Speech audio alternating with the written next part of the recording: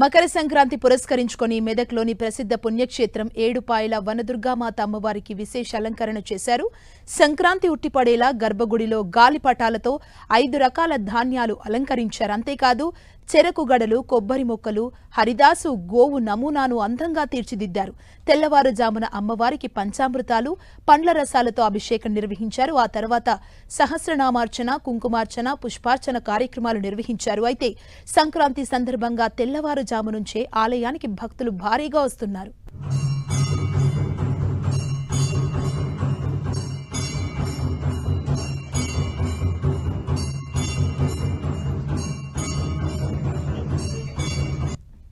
ఈ రోజు సంక్రాంతి పండుగను పురస్కరించుకొని అమ్మవారికి విశేషంగా అమ్మవారి దగ్గర అలంకరణ కార్యక్రమం జరిగింది.